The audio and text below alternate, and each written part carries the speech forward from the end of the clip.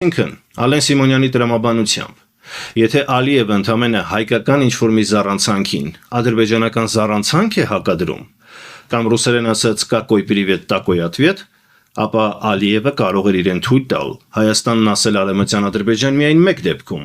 եթե Նիկոլ Փաշինյանն իրեն թույլ տար Ադրբեջանն անվանել Արևելյան Հայաստան,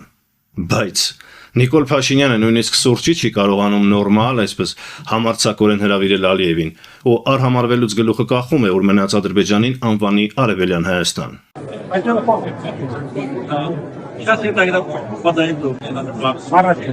Նա Արևելյան Հայաստան անվանում է Տավուշի, Գեղարքունիքի, Վայոց ձորի և Սյունիքի արևելյան սահմանները, որտեղից զենոց սարերի համար նույնիսկ չի էլ պատրաստվում կռիվ տալ։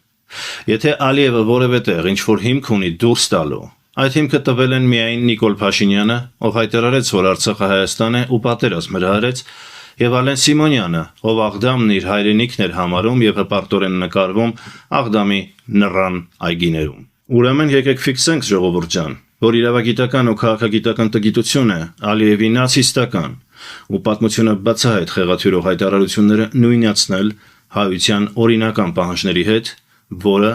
շեշտում եմ, միջազգայնորեն ճանաչված է։ Ասում են կրթվելը նորաձև է։ Այս առումով Ալեն Սիմոնյանին մնում է հորդորել նորից անցնել իրավագիտական ու քաղաքագիտական կուրսեր, հատկապես հասկանալու այն, ինչ հիմա կասենք ու ինչը շատ ավելի կարևոր է։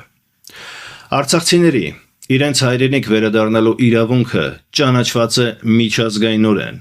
ու այն մեր, ոչ այլ Ալեն Սիմոնյանի կամ որևէ մեկի քմահաճույքը չէ։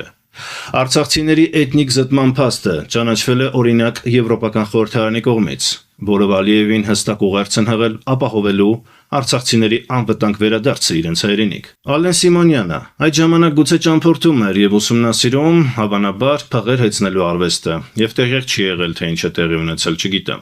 Եթե տեղյակ չէ, հորդորենք ծանոթանալ, հատկապես որ այդքան ուշքները գնում է, երբ Եվրոպա բառն են լսում, ուսումնասիրեք եվրոպական կառույցների հայտարարություններն ու ընդունած բանաձևերը։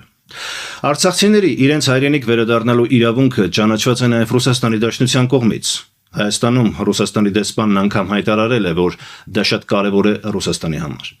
Այս հայտարարությունը գուցե Ալեն Սիմոնյանը համարի Ռուսաստանի կողմից Հայաստանի դեմ ուղղված հիբրիդային պատերազմ։ Այո,